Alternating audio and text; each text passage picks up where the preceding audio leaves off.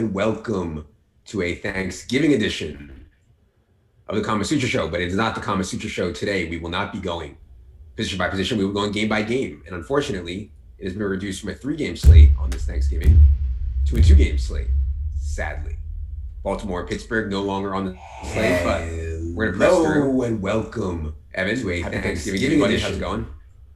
Of the Kama Sutra Show, but it is not the Kama Sutra. Last show, some guy told me to make my bed, and so I kind of made it, but I mean, who the hell makes their bed when they're at a hotel? What kind of a comment was that? Still thinking about that. Also from the sports betting show, we talked about how the Jaguars might start Mike Glennon. Well, voila, they are. And I don't hear there's people early in the season that were saying that the Jaguars weren't taking crickets from them at this point, because I mean they made the outright decision to start Mike Glennon, and we can no longer bet that over, even without Denzel Ward and Myles Garrett and all the dudes that are out for the Jaguars, unfortunately. Although I don't know, what is the total down to? I don't know. We could talk about that more on Friday. Yeah, I haven't seen that. Wiggins, you have the special Thanksgiving background. And you're gonna have more time. Tie-dye background, 2-game slate. What's going on? Yeah, I mean, this tie-dye is Thanksgiving colors for the most extent. You got casserole, you got the cranberry, you got the turkey. So this is a big deal, man. I'm busting the shirt out today. That means I can't wear it tomorrow. So that's how much I care about all you guys. That is the most beautiful Thanksgiving dinner I've ever seen. I mean, that even looks like something that Adam would eat. Let's not go too far. All right. So the problem with going from a 3-game slate to a 2-game slate is I thought there were some trappy plays and some differentiating plays in the late night hammer in Baltimore, Pittsburgh. Now we're going to get everybody condensing on Houston pass game. And I think that's going to be the theme of what we're going to see. And I'm not saying that it's wrong, but everybody's condensed on Houston pass game. They do have 2 injuries. Kenny Stills is going to miss this game.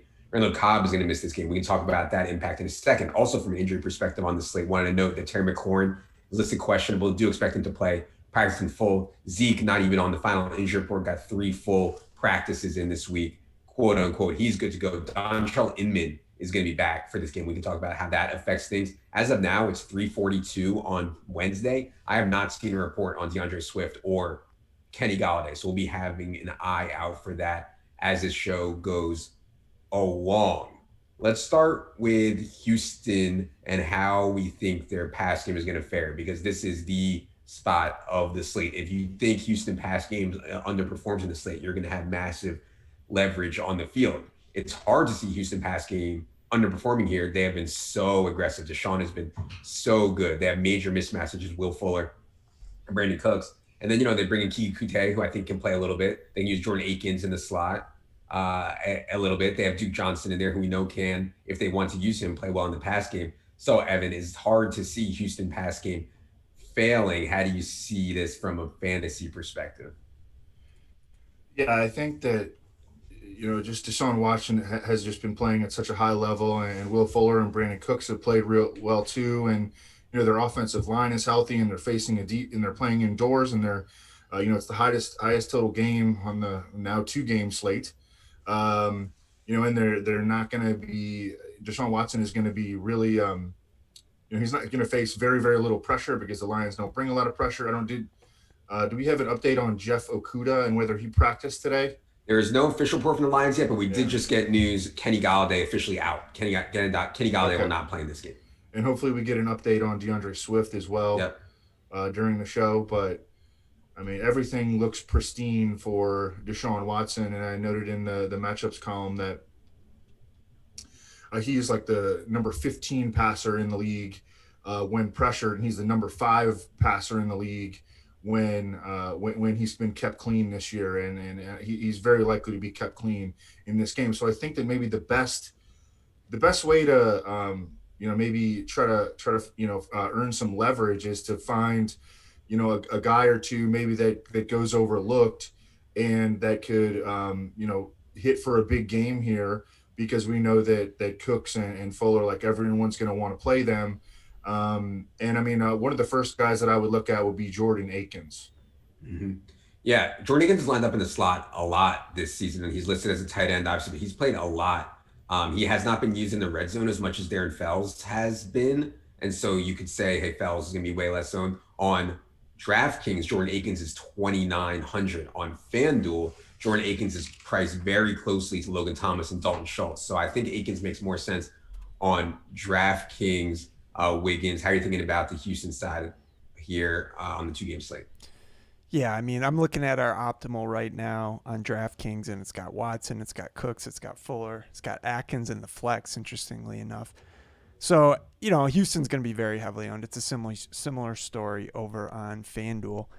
I think the real question is how much of a change does this cause for how you approach GPPs? Because 2-game slates are a lot different than 3-game slates. Now you're a lot more concerned about duplicates. I think 3 games, it's starting to get to the point where you need to get contrarian, but you're still trying to make good teams. When you're down to 2 games and you're down to showdown, it's almost a question of like, how do I get a team that isn't duplicated 150 times, when you're playing the bigger tournaments. Of course, this doesn't apply as much to the smaller stuff, but we know Houston is going to be heavily, heavily owned. I mean, you've got Watson, 56% ownership on DraftKings, same over on FanDuel. I don't know, man. To me, that says you can't really play him in tournaments, but the ownership is there for a reason. He's very clearly the best play. He's got the highest total. He's by far the best quarterback. I don't know. I'm not entirely sure how to approach it in tournaments. But, yeah, I think for cash, you're just stacking up on Houston, guys.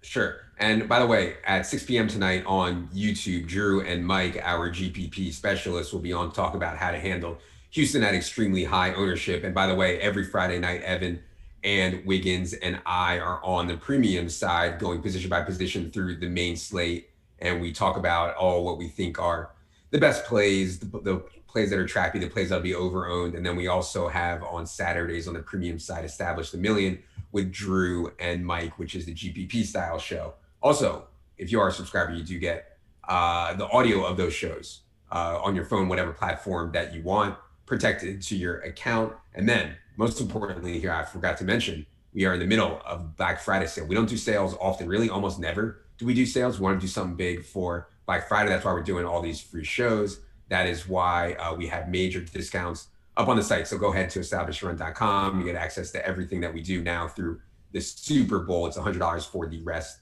of this season. Okay, let's go to the other side of this game. Before we jump into that, I got one thing to talk about, and I'm sure that Dink and Leone will hit on that during their show as well. But the concept of like leaving money on the table, I feel like most human beings have this sort of like mental block. I don't know if it's like a cognitive bias or whatever, but you feel so compelled to use up all the money, underneath the salary cap, and like everyone is going to play Zeke, like because he's one of the ways that you can get to the top, get near the top of the salary cap. And so I wanted to ask Wiggins, like, how much is too much to leave? Is could you leave like 2,000? I know that on these Thanksgiving slates, especially with even within the 3-game slates, like the teams that have won, they've like left money on the table like almost every year, I believe, that have won big GPPs, whether it be leaving 700 on the table or 1,300 on the table. But what's your feeling when it comes to that, Wiggins? Well, I think Ricky D, when he won a 2-game slate on Monday Night Football maybe a month ago, he left about almost $5,000 on. And it was a pretty chalky team across the board. And the reason it was a unique lineup was because he left so much. So, I think certainly leaving up to 5,000 is in play. I mean, this is not that tight of a slate. So if you want to make some different plays, you're going to be leaving money. You're making pivots to guys that pretend, are probably leverage plays like receivers and such. Like if you play QT, like, what does he cost? 3-4 on DraftKings. I mean, he's not going to be hitting any optimal lineups because he's so cheap. But if he somehow scores a touchdown or two, I mean, that's action that didn't go to Fuller or Cooks. And those types of lineups probably won't spend $50K. So I don't know exactly how I'd approach it. I think Dink and Leone will have better answers to that. But by all means, you should be considering leaving money on the table. Oh yeah, especially on this slate. And I will say on DraftKings, Ezekiel Elliott is cheap. On FanDuel, I'm not sure that he will be as owned as maybe you think. He's up at 8,500. If you want to play McLaurin, and stuff like that, it might not be as easy to play Zeke with Watson on FanDuel. On DraftKings, certainly agree that Zeke is going to be very owned. By the way, we have the injury report from the Lions right now. Kenny Golladay is out. Jeffrey Okudah is out. Danny Amendola is out. DeAndre Swift is listed questionable. So we have Swift's level of practice today. I do not have that right now. I would assume limited again, but yeah, I assume he still has clearance to go. Otherwise, they would have just listed him as a go. But Evan, what's your reaction to Danny Amendola also being left out here as we shift over to the Lions side of things? Because no Galladay, no Amendola. We saw their offense absolutely crater when they went down to Carolina without those guys last week. Yeah, so last week without Amendola and Galladay, it was Marvin Jones, Marvin Hall, and Cephas, yeah. Yeah, and then Cephas and Sanu were like even as the number 3. I think Cephas played 30% and Sanu played 27%. Sanu did not have any targets, but he's back on the active roster this week. And I would expect the snaps to be distributed very similarly, with Marvin Jones as the clear 1, Marvin Hall as the clear 2.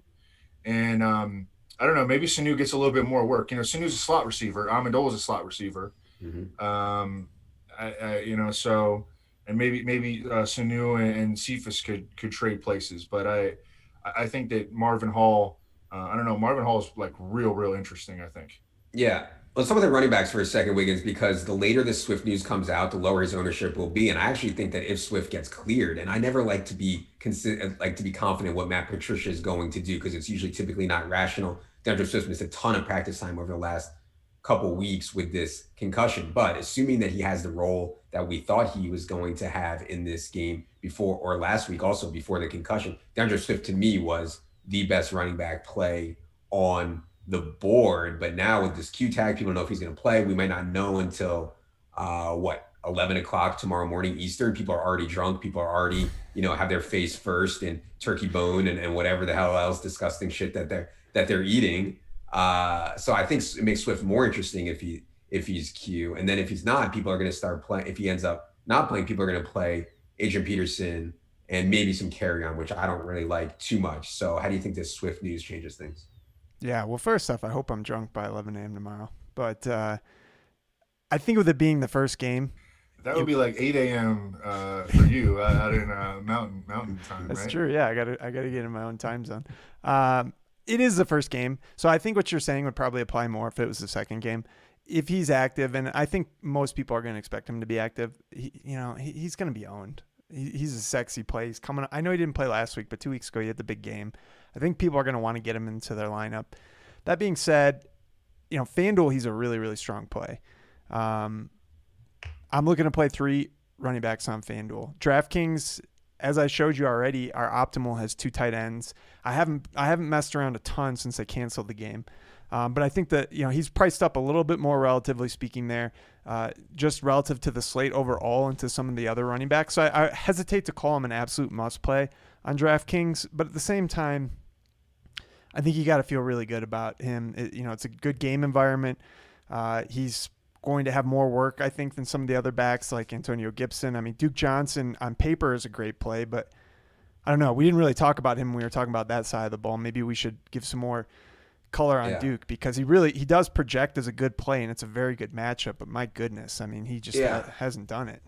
So this is the most optimistic I've been for Duke since he got the role. And CJ Prosise did steal 23% of the running back carries last week. Those all came in the fourth quarter. For the first 3 quarters, it was all Duke in that game. The game was close, and they did use Prosise. Now, this is like the best match. I mean, if Duke can't win in this matchup against this Lions defense in this matchup on the turf, it's like where I think Houston projects to dominate play volume. I think this was like the end of the line for Duke. So I actually think that it's pretty close between Duke and Antonio Gibson, 5,700 and 6K on FanDuel, where Duke is only 6,100 and Gibson is 6,800. I think it's much clearer that Duke is better there with a $700 difference. But yeah, I don't love Duke, but I have more optimism here than I have in recent weeks for him. Yeah, what about this spot for Duke now, Evan? Well, I think that maybe one of the most interesting ways to sort of approach this is just what is going to be the fallout of Randall Cobb on IR and no Kenny Stills. I think the first place that you look is Kiki Qt, just jumping right immediately, directly into that slot receiver job. And, he could be an absolute hit in this spot. He was doghoused for a long time, like freaking years. Remember that big playoff game that he had? And then, like, he was never heard from again for like years under Bill O'Brien. But Bill O'Brien's gone. And last week, Kiki Qt jumped into that role. He only had 10 yards on 4 targets. He did score a touchdown at the end of the first half. He played 57% of the snaps. So that would be the most obvious direction that the Texans could go to sort of fill those roles. Another way that they could approach filling those roles left behind by Cobb and Stills would be to use two tight end sets. They've got 3 tight ends that they could play: Pharaoh Brown, Darren Fells, and Jordan Akins. And I think that we all agree that Jordan Akins, is definitely going to be a beneficiary of this situation, as he was last week, and he had a very nice game. I think he had 5 for 83.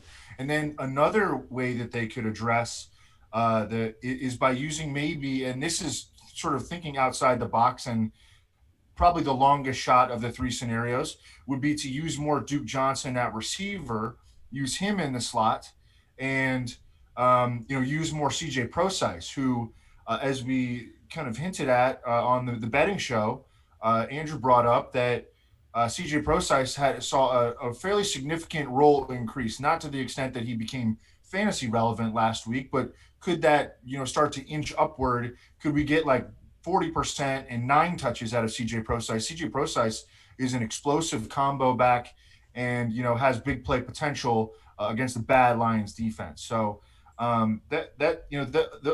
are sort of the ways that I would try to maybe try to figure out what's going to happen on the slate, or create hypothetical lineups based on that.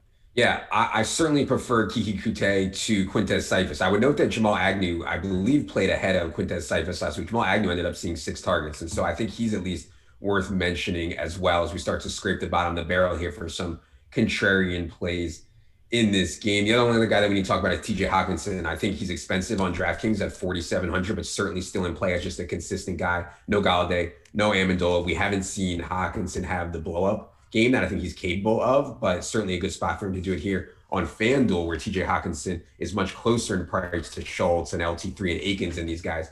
I think that Hawk is more palatable there. What do you think about tight ends, Wiggins? Is he off the injury report now?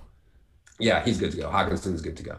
Yeah, so I think you hit it. Hawkinson is the play on FanDuel, on DraftKings. We've got Atkins and Hawkinson as pretty similar value plays, but I think I'd probably just, the way we always build around here, at least we try to when we're thinking straight, is you go cheap at tight end. And I think, man, it's like Hawkinson, he should have had so much more production over the past 4 weeks, and it just hasn't been there. So part of me thinks, well, he's really due, and part of me thinks, something else is off there. I mean, that whole team, you got to worry. I mean, it's a short week after what they did last week was probably the most pathetic performance of any team throughout the entire NFL this season. Will they bounce back? I mean, the betting markets tend to think so. It's only a 3-point spread, but my goodness, it was ugly. All right, let's go to the late afternoon hammer in this 2-game slate, aka the second game in a 2-game slate. Washington and Dallas. Obviously, the biggest mismatch in this game is Dallas offensive line against Washington defensive line. Obviously, it is very condensed in Washington, which has been good. Terry McLaurin's target share has gone down a little bit lately. I still think it projects to be really condensed between McLaurin, Logan Thomas, McKissick, and then obviously Antonio Gibson getting the vast majority of carries. Dontrell Inman is coming back for this game, Evan. I'm not sure how you think that affects the Sims brothers, if anything. Cam and Steven, I know Cam has played relatively well lately. I haven't really been looking at those guys. They haven't really been in play on main slates at all. But what do you think about the Washington side of this from a fantasy perspective? Yeah, see, and I guess I was probably wrong about this, but I had sort of just assumed that Dontrell Inman had just been demoted. I know he's been on the injury report, but Yeah, I mean he's been out since week 7, and they never put him on IR or yeah, anything. So I don't know, maybe it was an oversight by me, but I just assumed that he had been like, that he was kind of done. I mean, there's no yeah, reason for them to play Dontrell Inman. It's like the Jets playing Frank Gore, you know. Um, so, but I don't know. I mean, I could be wrong about that, and he could like all of a sudden jump in, and Cam Sims gets kicked out, and goes back to hmm playing special teams. Like I don't know. yeah. Um, I don't know. Yeah, there's conversations to be had at the top also between McLaurin and Will Fuller, who are the two most expensive wideouts on the slate. I think it's an interesting conversation, at least. McLaurin certainly projects for more targets, but Will Fuller has like explosive social ability, better quarterback play. Also, I don't know if you have a lean between McLaurin and Fuller tomorrow, Evan. No, I think that's just you try to play them both, right? Yeah. Yeah. Oh, and you can certainly fit them both. On FanDuel, it's harder, but you certainly can on FanDuel, especially if you don't play Zeke. But yeah, I prefer to play McLaurin and Fuller together, especially on DraftKings. What do you think, Wiggins? Yeah, yeah, and I think on FanDuel really to the decision point, and there aren't many on this slate, unfortunately. The big one is going to be do you play Zeke, and obviously he's a good play. He looked good last week. The price is up there. I mean, he's basically priced where he was when Dak was the quarterback, so it's not ideal.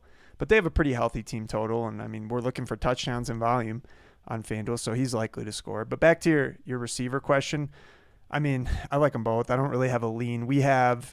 Let's see, we have Fuller as a slightly better value over on DraftKings. I mean, he's $600 cheaper there. FanDuel, Yeah. also a better value, and you're saving $500 there. So I think Fuller's probably a slightly preferred play, but McLaurin is a fantastic play as well. Yeah. I wanted to mention Brandon Cooks because obviously Brandon Cooks' price sticks out wildly on both sites. 5,300 on DraftKings, 6,100 on FanDuel. But I think, and I like Brandon Cooks, and certainly in cash, I think Brandon Cooks is one of the stronger plays if you're playing cash on this 2 game slate tomorrow. In tournaments, I just finished up the ownership projections. You can see those on the site. Brandon Cooks is going to be massively owned, I think, because of all the Houston stuff, because he's the cheapest one, because he's seen so much usage. I think Brandon Cooks's range of outcomes is wider than the ownership would suggest. So if like I was going for fade in Houston, it would probably be on Brandon Cooks. But anyways, back to this Washington and Dallas game. I don't think the quarterbacks are going to be overly owned here, Evan. I know I read in your matchup, doesn't sound like you have a lot of optimism for either one. The spot for Andy Dalton this week is so much different than the one he succeeded in last week. Didn't even think he looked great last week against Minnesota, but any optimism for either of the quarterbacks here, Dalton or Alex Smith? I mean, just because like crazy shit can happen. One of them, I mean, Dalton pretty much just. I mean, it's not like he was out there tearing it up, last week. Like he just threw 3 touchdown passes, and he wound up having like a real solid fantasy game.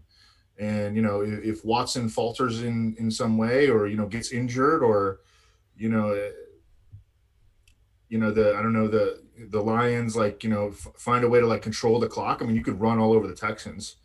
And the Texans have the ball for 23 minutes or something like that, then maybe Andy Dalton or Alex Smith could end up as the number one scorer on a 4 game slate. Like they all start off at 25%, right?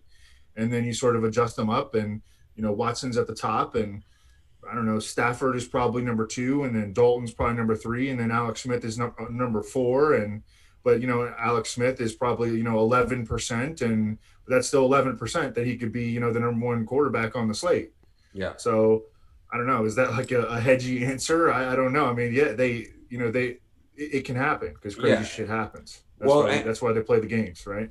and one thing I would say about Dalton stacks is Lamb and Amari and Gallup are all very cheap, and so is Schultz. And so I like that. I like the Dalton stuff a little bit more, I think, than the Alex Smith. I'm also worried about Alex Smith, who hasn't played in so long with his injury, playing on just 4 days Mm-hmm. rest for sure. Yeah, I wanted to mention about, and I talked about this in the matchups column too, just, finding like, theories as to how, like just trying to hypothesize about how things might go in the game. Like Zeke Elliott, is coming off his second highest carry total of the season. He's been dealing with this hamstring thing. They have worked in Tony Pollard more recently. Tony Pollard had a big touchdown run for them last week, and could something go wrong with the hamstring with Zeke Elliott on a short week after coming off a massive workload? Hmm. Or could he just get stymied by Washington? Behind one of the worst offensive lines in the league.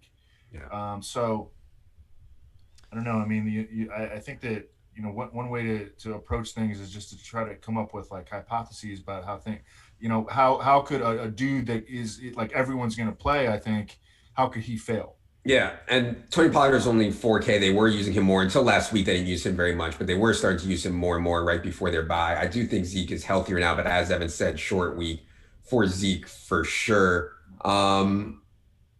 Let's talk Washington running backs, Wiggins. I like playing the idea of playing JC McKissick because we know you create ceilings through targets. And JD McKissick has these huge target games from Alex Smith, two of them. Huge targets. And you can create a big ceiling for JD McKissick if you can project him, or if you not project him for it, if he ends up getting 8, 9, 10, 12 targets in a game. And it's certainly possible. On the other side, I think that you could create game scripts for the Cowboys where they throw the ball to running backs a lot, just try to dump it off quick to stop the Washington pass rush from just getting all over Andy Dalton. So I think you're going to see elevated target shares, maybe from both sides. So I like the idea of McKissick. I think he's definitely in play. Gibson, Zeke, and I don't hate the idea of Pollard in tournaments. What do you think about running backs in this game? Yeah, I think McKissick's a pretty interesting tournament play because he's going to come in at a lot less ownership than Gibson. And look, we know the first game is going to be more owned. We know that the Houston guys are going to be very owned. And because people are going to be stacking that game, it's probably going to push up some of the ownership of the receivers on Detroit because they're just cheap bringbacks. So I think looking at the second game is the better game for tournaments. You hope that it becomes a shootout. And there's some clear leverage. You can play McKissick, who's going to be less owned than Gibson by a lot. You can play the pass catchers for Dallas instead of Zeke. We know Zeke, especially on DraftKings, is going to be very, very heavily owned. It doesn't seem like the Dallas receivers are going to catch all that much ownership. So I think to me, that stack stands out. You play Dalton, those receivers, maybe you have McKissick coming back. The problem if you play Alex Smith is we know the McLaurin is going to be super chalky, and that's the guy that you really want to stack with Alex Smith.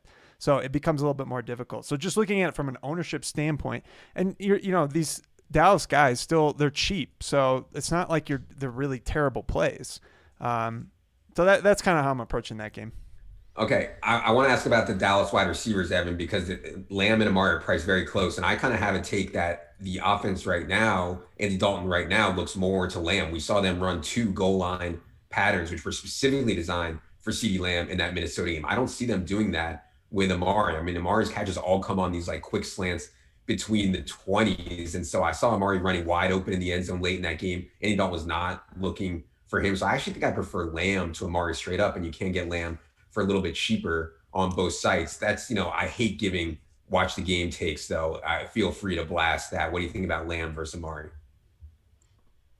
No, I remember I was trying to play like DFS baseball one year, and like I watched this like Yankees game, and like I thought that like A-Rod just looked like so good like at the plate, and I played him like every single time for like a whole week, and I just like lost like everything on him because I just thought he looked so good like at the plate in this one game, like 3 at bats, like 9 pitches or something. Um, but yeah, I mean, look, Amari Cooper has been good though in every game that Dalton has started. CeeDee Lamb, I don't know, I wrote about it, so I'm just going off the top of my head. But I think CeeDee Lamb has been like real up and down, and then Gallup has like done nothing.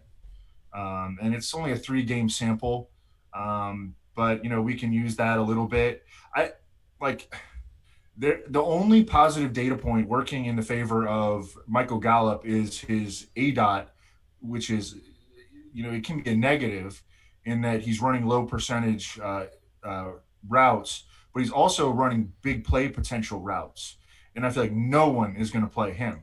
Yeah. Right. And if he hits too long once, and Washington has been really good at they're not giving up long pass plays either. So there's really almost nothing, working in the favor of Michael Gallup. But I mean, I feel like he's probably going to be, the lowest owned starting receiver maybe on the entire slate. And we know that he can make big plays. Like Oh yeah. that, that's his role. I would rank those sub 4K guys on DraftKings: Gallup first, then Kute, then maybe like Agnew or Marvin Hall. Probably Marvin Hall, then Agnew, then Cyphus or something like that. And so there's certain guys to chew on there. I definitely think Gallup is the best one, though. Agree with Evan there. Let's talk the tight ends in this game. Dalton Schultz's opportunity has been reasonable, and Logan Thomas plays like every snap. He doesn't produce with it, but Logan Thomas is going to be out there for like every single snap. I think I prefer Schultz over Logan Thomas, but I think both are in play. I mean, you're going to need a touchdown. It's going to come down to who scores touchdowns in this game. Wiggins, what do you think about the tight ends in this game? Yeah, we've got Thomas and Schultz projected 0.4 apart, with Schultz slightly ahead. So I don't have really a strong lean there. Logan Thomas has been better as of late, but he still hasn't done a whole lot. I don't know. His best game's probably like 12 DraftKings points, which, you know what, on this slate, I think is fine, given that it's a very weak tight end slate. FanDuel, I wish they would do better pricing, just spread out the pricing more on the tight ends, because all these guys are pretty close to Hockenson. And I think it's very safe to say that Hockenson has the highest ceiling here, but of course he's going to come with the most ownership. So I don't know. You're saving $300 from Schultz down to Thomas there. Atkins is right there at 5.2. We've got him projected for a little bit less. So it's close, and you're just touchdown hunting with tight ends anyway. Yeah. By the way, you keep saying Atkins. I believe it's Akins, and not the Atkins diet, the Akins diet. Evan, any takes on tight ends? Any optimism on Logan Thomas or Schultz versus Akins, and any chance to outscore Hockenson? Talk about like watch the tape takes. Like Logan Thomas, just like he doesn't play fast. Like he is a good athlete. He's a quarterback. I mean, how do you blame him? He was a quarterback for his whole college career, right? I mean, but he's been like a tight end now for like 5 years in the NFL. So, it's time to I mean, he doesn't play like you would expect. Hockenson, the only motherfucking Mackey Award winner on the entire 2-game slate. Schultz, I think, is, he's okay. And then I really, really like Jordan Atkins diet Akins. I really, really like him. I don't know. This is another watch the tape. I think he's playing fast. Like, he's been hurt a lot this year. He had a high ankle sprain. But when he's gotten the ball, like, I think he has looked fast on the field this year. I think he's looked more physical than ever. He was like a former failed baseball player, kind of like Hayden Hurst. Hayden Hurst. Yeah. And he came into the league. He was like 25 years old, but I mean, he's a good athlete, and I think that he has begun to really play fast, and I think he's in a really good spot against Detroit.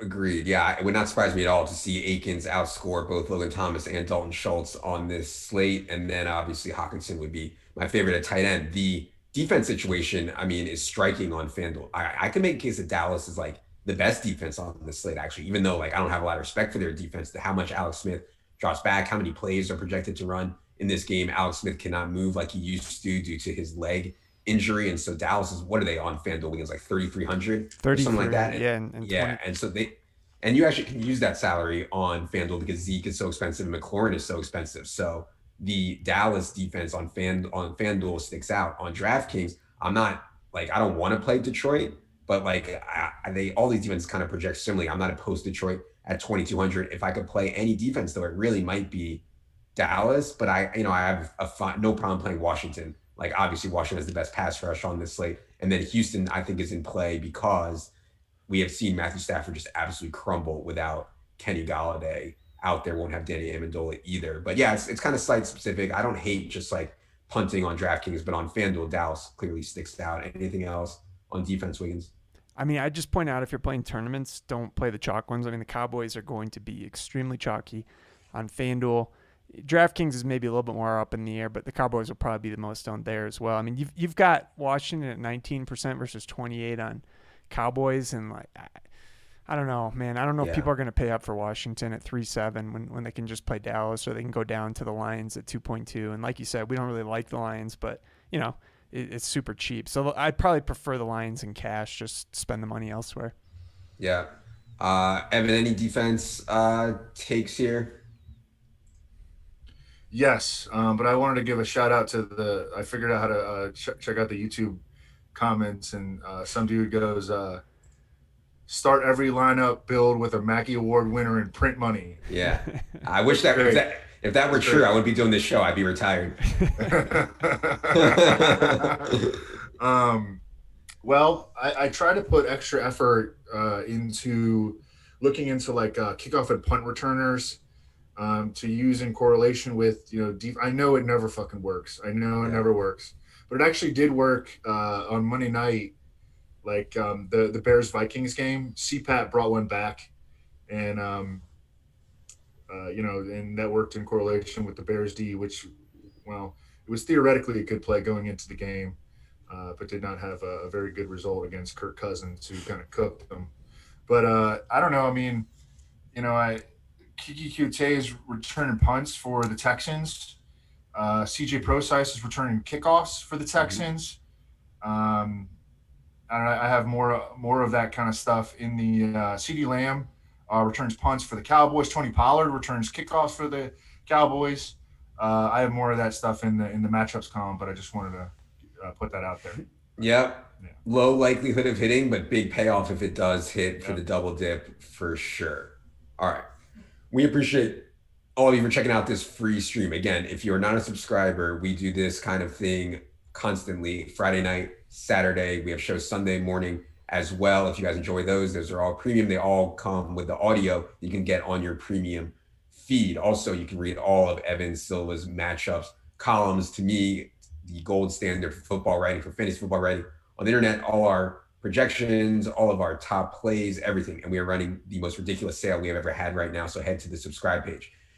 Also, be sure to hit subscribe on this YouTube page. It is free. Of course, hit the notification bell for when we go live. We continue to put effort into bringing you guys as much as we can on YouTube. So, happy Thanksgiving. I know we joke a lot about Thanksgiving sucking. For me, it sucks. For everybody else, I'm sure that it's a wonderful time.